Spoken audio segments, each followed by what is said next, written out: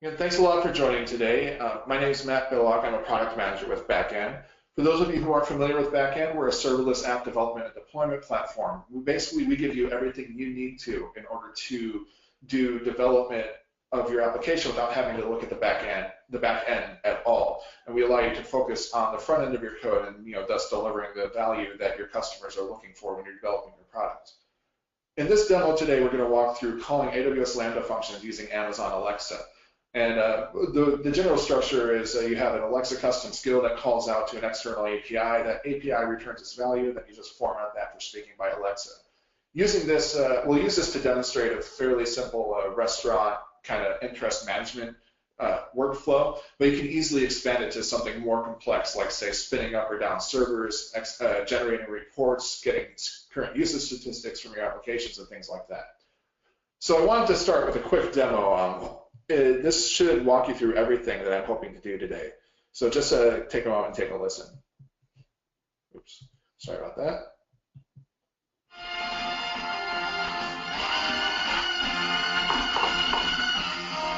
Alexa, stop. Alexa, ask Backend Lambda to feed me in Chicago. So I guess you want food. Here is a quick list of restaurants fresh from Yelp. Garfield Park Conservatory, Spinning J Bakery and Soda Fountain, Catherine Ann Confections, Pocket Bike, Kaizen. Alexa, ask Backend Lambda to feed me in Napa. So I guess you want food. Here is a quick list of restaurants fresh from Yelp. Food Shed Takeaway, Heritage Eats, Clemente's at Val's, Tacos El Muchacho Alegre, Pasta Prego. Alexa, ask Backend Lambda to get me a seat at French Laundry. I would, but they are an open table, so you can do it yourself. Okay, so hopefully it was illustrative. Basically what you saw happening is that we created a custom Lambda skill referred to as Backend Lambda. This has the capability to recognize a number of intents that in essence are pass-through calls to other Lambda functions that do the interesting functionality. I've chosen to host these other Lambda functions on Backend mostly for ease of use. We can host them anywhere that's reachable from code. And then the important part here is that this very simple framework, you can easily expand and run any arbitrary function, giving you the true capability to manage all of your application's ecosystem, at least that as supported by Lambda, entirely through an Alexa device should you choose to do so. So as I mentioned, we're working with a custom Alexa skill. The general architecture that we're working with is that we'll have one Lambda function for the Alexa skill as the Alexa custom skills run off Amazon Lambda. By the way, they're only available in US East 1 and in Europe, so you've got to be careful to make sure that you're keeping track of the cross AWS region requirements when you're developing this skill, specifically if you're calling out to other resources. So once we've developed our Alexa custom skill, we then have two different backend Lambda functions that we call. One of these functions is responsible for taking a city as an argument and going out to Yelp to get a list of restaurants for that given city. Then the other one calls an unofficial open table API just to see if the restaurant is available. Then we use that presence information to give a simple yes or no response. And then yes, I can get you a reservation, or no, I can't find them online. All of these functions are written as Node.js 6 Lambda functions. And they should all be pretty easy to understand. They just send simple HTTP requests off and then handle a response and feed it back to Alexa in a usable pattern. So if you've worked with Alexa, or if you haven't worked with Alexa skills before, Alexa skills are structured around intents. An intent is defined as an operative phrase spoken by the Alexa user that results in an action to be taken in code, as if the user is intending to perform this action. So we have to find a way to classify that intent. And then we have to then add a handler for that intent to our Lambda function that's driving our Alexa skill. So as we move through this, we'll use a tool provided by AWS called the Skill Builder, which makes it very easy to work with these intents and structure these interactions. The skill, you can enter some of these interactions and control them through a JSON formatted text file as well, but it's kind of limited in its preparation, and there's some kinds of activities such as a dialogue and confirm response, which is a lot harder to achieve through the JSON than it is to just do it with their skills builder. Plus the skills builder allows you to very easily test and manage your Alexa skill set, so I just find it really easy and convenient to work with. So the general flow that we're going to work for with the intents is that we're going to have to create an intent in this skill builder. A pattern that I like to follow is I make sure the name of the intent matches the name of the handler, which then matches the name of the Lambda function that it calls. That way, I reduce the cognitive load needed to keep track of these intents and make sure everything gels together. And it's just a lot easier to manage. But that may not work for your schema. Obviously, choose whatever works best for your org as you do this. So once we've created the intent, you then need to add the intent handler to the skills Lambda function. This is, as much as it sounds, I use the Alexa SDK to call from a series of handlers based on the intent indicated by Amazon Alexa. And the intent handlers they're simple associative array mapping intent names to handler functions. So at this point, it's very important that you keep that, at this point, it should be obvious why I did the name of intent equals name of handler equals name of function approach pretty quickly, because I'm already working with the intent object as an artifact of my application's code. So it's probably a good idea to, whether or not you use a skills builder to maintain these interactions file, you probably want to find a way to get access to the physical copies and keep that in your source control, because as you work on the interface, you're going to make changes and you want to make sure you can roll back changes if something goes wrong. So once we create the intent, as I mentioned, we add the handler to the skills Lambda function. And just like it sounds, this is associated with the name of the intent and called automatically by the Alexa SDK. It simply contains the code necessary to call out to an external service, get the data, and then come back and then report that data to the user using a method that Alexa understands. So in order to do this, we'll need to first start, basically we're just going to run down the list. We start by creating our intent. And this is what the creation screen looks like. And this is available from the Alexa builder. If you go to developer.amazon.com/Alexa and start building a custom skill, you'll run into this eventually as you build out your voice model. You'll see that we have 3 key areas that we're working with here. The first is up here, the list restaurants. What this is the name of the intent. First thing you specify when you create the new intent. And this is what's then going to be the name of your intent handler as well as the Lambda function that's related. Underneath this, you see the sample utterances. This defines a series of statements that you can speak to invoke the function. You'll notice here as we're working through, like in this last one, I'll say feed me in city. And this city is highlighted in brackets. This defines what's known as an intent slot. You can see the list of these on the right. An intent slot is a part of the skill that Amazon Alexa, for example, let's say I say feed me in Chicago. Alexa is smart enough to recognize that feed me in refers to my list restaurants intent, and then it uses this prototype here to pull out the word Chicago and say this is a city. So you can see that we mentioned we have a number of different things here. You can mark it as required, and you can configure the skills builder with an automated prompt that says if you don't provide the city, I'm going to keep asking you for it until you do. Then you can also specify a type. I'm using Amazon.US city. There are a number of different types, but the goal here is that we want to choose one of these types, specifically a pre-built type that can handle some of the language processing errata and just apply its artificial intelligence network to determining, basically saying, okay, so this is Chicago. I know it's Chicago. It relates to a US city, so I can put it in this slot with that semantic meaning behind it.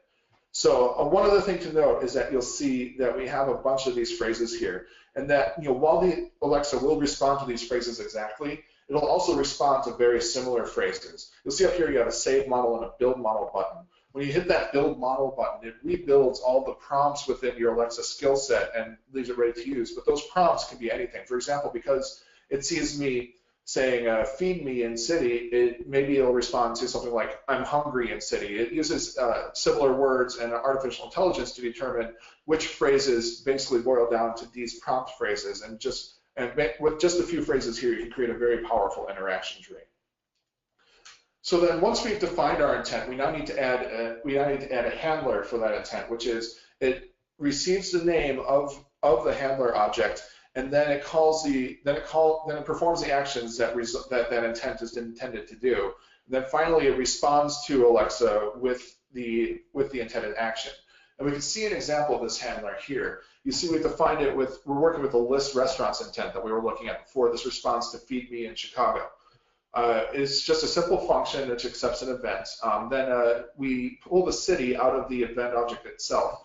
The Alexa SDK works off of this context, and in this context, it stores an event which then contains all the information on the Lambda invocation, including all of the slot variables that were filled by the user's speech. In this case, because we're pulling out city, we simply call slots.city.value, and that will give us the value spoken. In our example, in this case, the variable city now contains Chicago. Then from this point onward, you use backend.function.get to call a function called feedMeIn, and then with a method city, or with a parameter named city, and then we have a handler for the response data. A quick note about this code is you'll see I store the this pointer into the context variable. Backend operates on promises, and as do most web requests at this point, they're asynchronous. They exit the current thread of execution. Since this pointer refers to the current thread of execution, we need to be careful to make sure we're referring to the correct context whenever we're calling back to Alexa. Well, the Alexa SDK operates on the context from which the event handler was invoked. So when we change context, we need some way back to refer back to this original context object here. So if you were just writing native code with a fairly simple response to this line, would read this.emit. So that's the story behind that. It should be fairly basic for anybody familiar with JavaScript. So we'll call context.emit, and then emit is a command that tells Alexa to say something. You feed it two arguments. First, you feed it tell. That says, Alexa, you will say this to the user. Otherwise, you can say ask, which will start a dialogue. And I haven't really played around with that a lot, but you can use it to drive complex interactions, such as Alexa, feed me, and then Alexa would say, what city are you in? And I would say, I'm in Milwaukee, and then Alexa, it can create these very complex interactions. You also see we have some very basic error handling here. This is mostly pared down because I'm looking to create demonstration code, but the point is that anything that you emit from here that's going to come out of Alexa it needs to be something to be formatted as human speech. So it might be tempting to say dump the body results into a variable and have Alexa speak that, but then you'll just have to sit through a lot of curly brace, slash, curly brace, open quote, word, close quote, colon, and it becomes very hard to make anything out. So I've also got these associated console.log calls, but when in a real world application, you're going to have a lot more complex handling. So now that we've seen our handler, which calls out to the backend function feedMeIn, let's take a look at that function itself and see what it's doing. Sorry, I actually don't have it, that's later, my apologies. So this feedMeIn function, as I mentioned before, there are two backend Lambda functions that are focused on making this application work. One calls out to open table to see if a restaurant is available to find seats online. This feedMeIn function calls out to the Yelp API through a mechanism we're going to look at later that allows you to just fetch a list of restaurants in a city, and then it returns everything in this data.message response. Data is the response value from the function. The .data is the submember, which contains the actual results, and then message is a parameter I define in my output that contains a human speakable representation of the results. So now that we've looked at a bit of how this works, let's look at how we can expand some functionality. So right now we've got a tool that can very easily check for restaurant reservations. It can give you a list of restaurants in a given city, and you can very quickly say, hey, I'd like to get a seat at per se, and it will very quickly tell you, no, you can't do that. But in any case, a lot of the times the questions you end up facing when you're choosing a place to eat is not necessarily, I wonder if I can get a table, or I hope they have tables open, but rather, I have no idea what I want to eat. And I'm sure many people have had battles with their significant others where one wants to pick, the other wants to pick, doesn't want to pick, and it just becomes this whole thing. So one of the things we'd like to do is find a way to mitigate that. So we're going to add the capability to essentially say, give me a random restaurant. We've said we don't care where we're eating so long as it's food. I want you to tell me what to do. So similar to our existing function where we list restaurants, this will also accept a city name as a slot in the invocation command. We're going to use that city name and pass it through to a backend Lambda function that can fetch a list of eateries from Yelp, and then we're going to just choose one at random and return it back to the user. All this will be done in a function that formats the results using an Alexa voice command. So we'll be returning proper English strings to then be spoken by the machine to the user. So let's take a look at what it takes to get this into our Alexa skill. So the general process is that we want to add the intent to Lambda first. Never mind that doing so allows us to focus on good software engineering by doing things like behavioral-driven design. In that we define the commands that result in the functionality, and then we implement against that functionality. That's obviously very important, especially when working with voice interfaces, that you really want to start with the design first, because a command has to make sense in context. But the other reason that we do this is that when you first, as I mentioned before, when you make those changes to the interaction model and then you save it, Amazon has to do a certain amount of compilation in order to basically co-locate all the triggers it needs for your Alexa skill to function.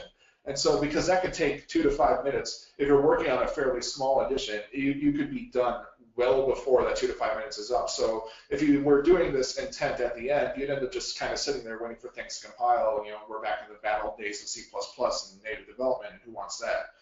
So as I mentioned, we'll design the intent first. We'll get the compilation going, and then we will work on our function in tandem.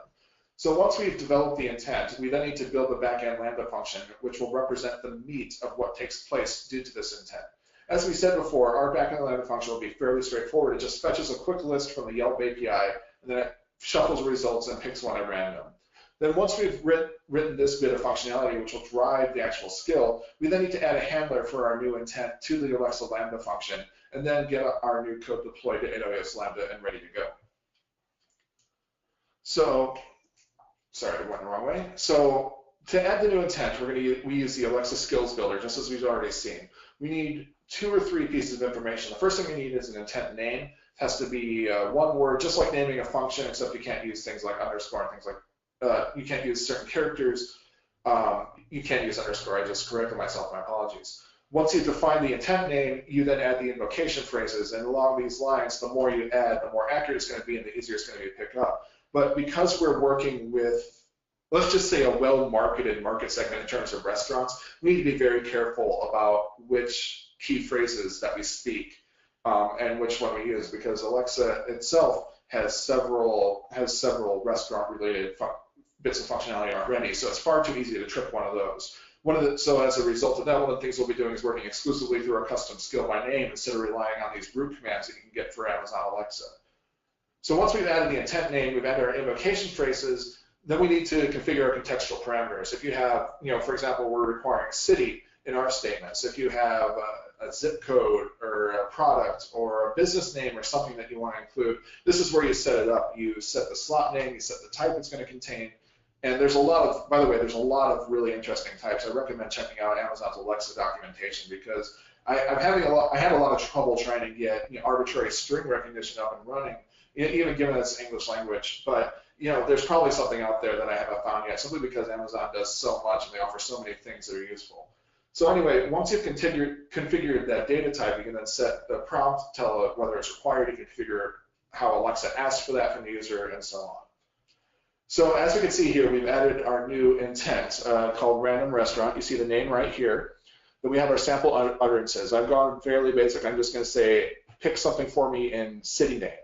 We've created our city slot, we marked it required, and we've given it the type of Amazon.us city. This lets the language processing, basically guides the language processing to do a better job of parsing what you're saying, so that it looks at, for example, Chicago, and you don't have to say Chicago or any kind of weird way of saying it to trigger the AI, because it knows that Chicago is a US city, appears in my city list, this is how it's pronounced, there we go. So now once we have our intent, then we have to add the new backend Lambda function. I use the backend CLI to do this because it makes development so much and deployment so much easier. But you can use any kind of Lambda function or any external service that you like, which performs the results, which performs the action and gives you the results in a format that is well formed that you can work around. I'm going to use a bit of code I've already written to fetch a list of restaurants from Yelp. And then, as you'll see, I'm just very simply going to choose a completely random item, from that list. So once we're done, there's going to be a hell of a lot of things you can do to really improve the skill and make it more usable. And I really welcome anybody to start hacking on it and see what they can do. So as I mentioned, using the backend CLI makes working with backend functions easy. So I call backend function init. I give it my app name in backend, which is webinar 051017, just a test app that I built a while ago. And then give it the name of my function. It's similar to my intent name. I call it random restaurant, just so it's easy to understand. This will then pull down a really useful Node.js test harness for our Lambda function, which we can use to very quickly iterate locally on our code. And then it also deploys an initial version with a fairly basic hello world kind of function mechanism that you can then hit at this URL that's provided down here. You're also given where you can where to install the code locally. At this point, you're building your API. You open the file index.js, you add your code into the handler, you use node debug.js to execute your code and express its functionality and make sure everything's squared away. Once that's done, you simply call backend function deploy, and it takes the latest version of your code, deploys it to Lambda, and your code is immediately available. You haven't had to access the AWS console or really do anything.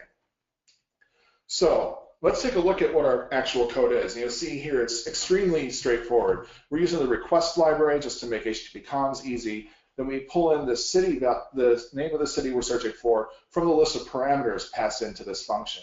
Once we have that city name, because Yelp offers a RESTful API, it's really straightforward. We just say API yelp.com/v3 businesses search, add our location parameter and the URL, and then we give a function handler down here. So as you can see here with variable output message, we're already building what Alexa's going to say. We're going to say, since you can't decide, I picked, and then we're going to find the name of the business that we're going to include. See here, it's extremely straightforward. We parse the response from Yelp and get the list of businesses out of that response. Then we get the length of that list, and then simply choose a random number between 0 and that length using this function. So once we've got the restaurant, we're then going to modify our output message. We'll add it to the end of the output message. So we'll say, since you can't decide, I picked McDonald's. And then we append for you so that we have a more complete speech. Finally, when we use this respond to backend function, this is just a quirk of using the backend framework because we have additional testing tools built in. At this point, you can then have your return value take place, return to the calling event or whatever from the Lambda function, or do whatever you need to exit the function and get your data back to your caller. So in our case, I've called respond to backend, and I define my output message in a data format message. One quick note here is that you'll see I've done all of the vocal design in here. That's not really a good idea in terms of software engineering, specifically separation of concerns. Ideally what should happen is that this function should just return a city name, and then Alexa should then call a decorator, which takes that output, constructs the appropriate sentence around it, and then returns that value to speak to the user. Mostly I'm just looking to demonstrate the tech here. I highly recommend experimenting and exploring good software architecture patterns for Alexa once you've seen this. All right, so now that we've got our function, the next thing we need to do is add a handler for our new intent. As you see, we're specifying random restaurant here, and just like our list restaurants intent before, it's extremely straightforward. All we're really doing is saving off the context objects so we don't have any problems with handlers. Then we pull the city value that was received from Alexa out of the relevant slots. And then the same thing that we did before we do here. We call backend function random restaurant with the parameter city, and then we just call our handler using a ES6 promise. In this case, we simply tell Alexa to emit, and we're going to tell it to tell the user whatever message we pass to it. Again, we have this simple troubleshooting code. In a more robust application, this section will probably be a lot longer than the code itself, but because this is primarily for demo purposes, I wanted to show off how to do it. I've omitted a lot of that code before. Something else I've omitted that you've probably noticed by now, especially if you've worked with Yelp before, is that I'm not including any of the API keys or anything necessary in order to work with these APIs in an authenticated manner. I have all of those placeholders in the GitHub project that I'm going to show you later, and you'll be able to see them in the code and how they interact. With Backend, you only really need 2 pieces of items to get this functioning. You need your app name and an anonymous access key. With Yelp, you only need a token that you obtain from their token endpoint to use OAuth 2. So you pull down the token, put in the authorization header with a prefix bearer, and you're set to go.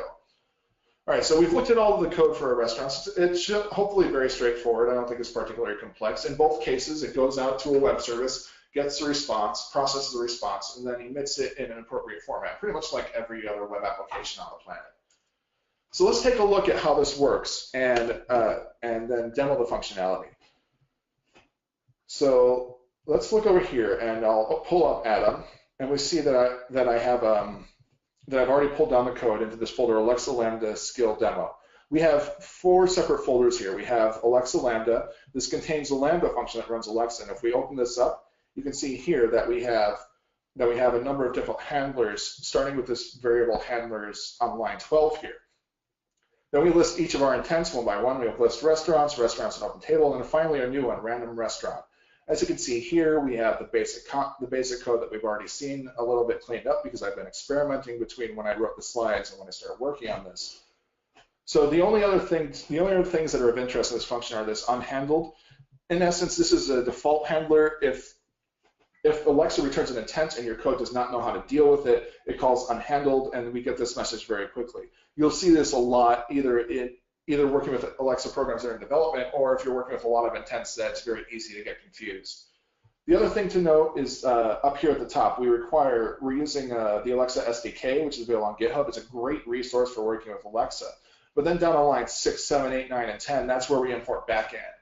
Backend has a Node.js SDK that's really easy to use, and then this init function on line 7 is all you need to do to configure Backend. So once you've specified your app name as you do on line 8 and your anonymous token as you do on line 9, then any function that you use that interacts with the Backend SDK will automatically have its authorization headers included and ready to go.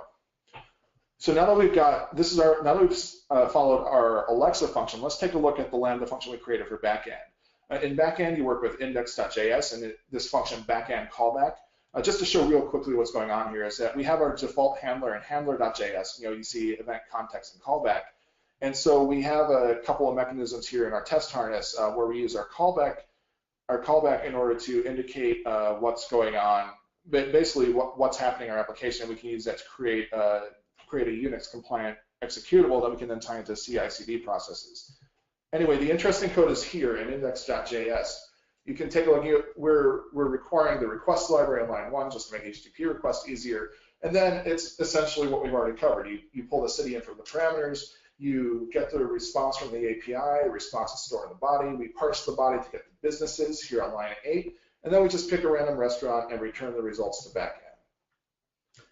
So now is the moment of truth, and this is where we test out our skill using Amazon Alexa. Alexa, ask Backend Lambda to pick something for me in Chicago.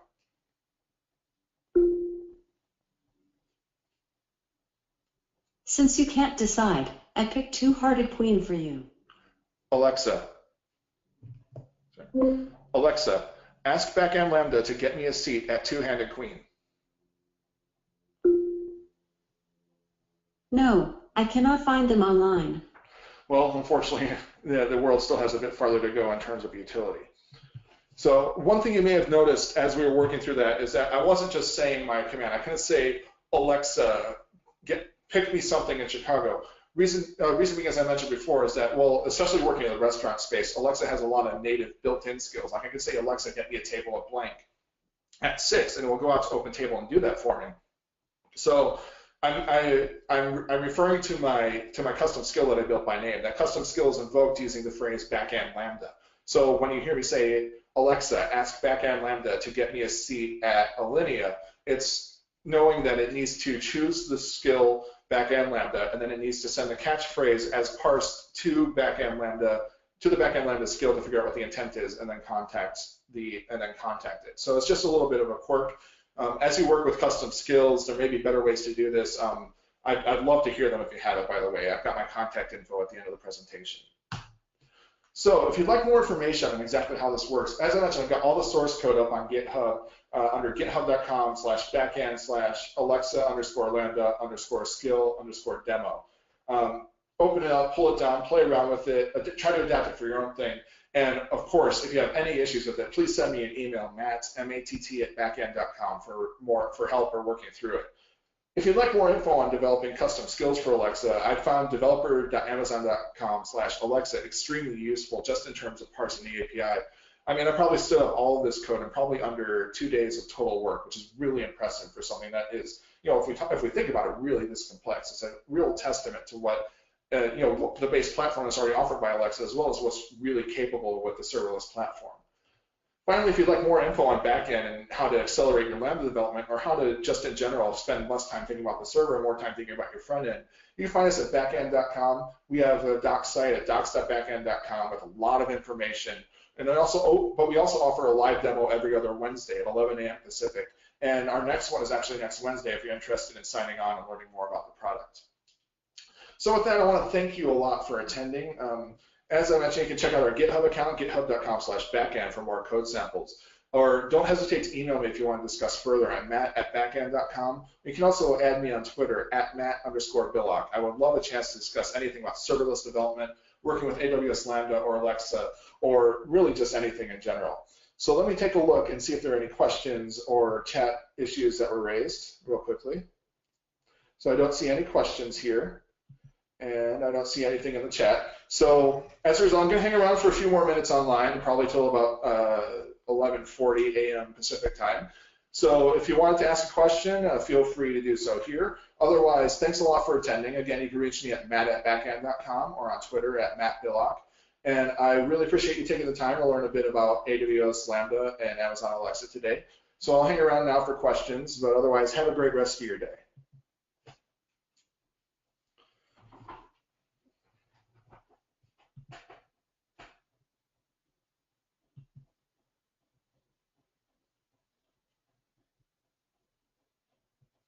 Let me put this GitHub URL back up just so that anybody who wants to can see it. Let's change the highlight here so it's a bit easier to read. So yeah, if you're looking for the source code, go to that URL. I'll paste it into the chat as well so that you have access to it. And I highly recommend checking it out and playing around. What I've done here is purely for demonstration purposes, but I really feel there's a lot of power here to be gained, and I'd love to get your feedback on exactly what I've done. Keeping in mind, of course, that a lot of this is demonstration code, so it's not going to be the best architected. All right, I see we have a question from Anderson Sanchez. Sorry I missed the first 5 minutes. It is not clear to me how to set up Alexa to call our Lambda functions. That's a great question. So let me walk you through that really quickly. I've got the Alexa Skills Kit up and running. So let me go back to developer.amazon.com. Amazon.com. So once you're here, we can hit Alexa. I have to minimize my interface here. So I'll sign into my account, my development account. I register as developer with Amazon. So I'll hit sign in using our secure server. So once you're in the developer console, you go and you click on Alexa, and you'll see here you have a couple of different options. There's Alexa Voice Service, or there's Alexa Skills Kit. So typically what you want to work with is the Alexa Skills Kit. The voice service is basically, it's an orchestration for multiple services, but it's not intended to do programmatic things. It's really a simple call response kind of thing, whereas the Alexa Skills Kit is what is destined for more interaction. So we'll click on Get Started here. We can see here I have what I've called my test Lambda invocation. This is driven off of a Lambda function, but to demonstrate that, we'll just say add a new skill. So once you're here, you're then going through the process to set up an Alexa skill. You'll define the skill type. You'll usually use custom interaction model if you're calling Lambda functions. You specify your language. You give the name. I call this my test intent. Then, except I should spell intent correctly. And then you give the invocation name. You know how I mentioned before that I had to say Alexa, ask Backend Lambda 2. So this is where you put that here. It's like a Backend test function. And this is an English language phrase that can be used, to refer to your Alexa skill. So once you've done that, you then walk through the rest of these configuration steps here. You have the interaction model, which defines how users can speak with your Alexa device and what they can say and do. But the key thing that you're probably looking for is how to then take this development skill and get that onto Alexa. To do that, let's take a look at the configuration for my existing test Lambda invocation. So once you've done that, you can see I've filled out all of my functionality here. If we go to test, you're given a very cool tool to test things here. It's like a feed me in Chicago. And you can use this test box to basically simulate textual input, move through it a lot more quickly. As we can see here, it's obviously functioning, pulling the same results it pulled during the live demo. But once you work with this test, you then move on to publishing information and then privacy and compliance. Probably the key thing here is that you have to wait for your interaction model to build. Then once that's ready, you have to hit this submit for certification. This is actually a frustrating thing that I have with Alexa, in that basically you can get to skills beta testing, but I don't believe it's possible, and I could be wrong on this, so I recommend trying it on your own. But I don't believe it's possible to actually enable testing until you've submitted for certification, which is kind of ludicrous because I don't want to submit this pithy little skill that I've written for certification. It's not ever going to do anything interesting. It's probably not going to live much longer after this demo. But in any case, once you have the access to it, you'll see this this skills beta testing over here. You'll hit manage test. At this point, you can then invite people, add testers by email. If they have an Amazon account, you'll want to use the email account associated with their Amazon account. And then once they'll receive an email saying, yes, include this with my Alexa skill set. And at that point, it's available and ready to go. So that's about everything I know about setting up a Lambda. I hope that addresses your question, Anderson. Let me see if there's anybody else who wants to know a little more. We've got a couple more minutes here. Oh, I'm sorry. I just noticed there was one aspect of your question that I did not address. So when you create your Lambda skill, or when you create your Alexa skill, as you're looking through, you go through and you go to configuration, and this configuration tab. This is where you specify the AWS Lambda endpoint. So you can see it accepts an ARN, or you can give it HTTPS to communicate with even. But then you provide the resource that you're contacting. In this case, I'm calling my function, and it's called Billock Lambda Runner Func is what I'm calling it. But this will be whatever the ARN is for the Lambda function that drives your interaction. All right, I'm not seeing any other questions. So as I said, thanks a lot for joining today. I hope you've learned something. I'd love to continue the discussion, so let me throw my contact information back up. It's down here. And thanks a lot for your time. I hope you have a great rest of your day and they can make a lot of cool apps with Alexa using Backend.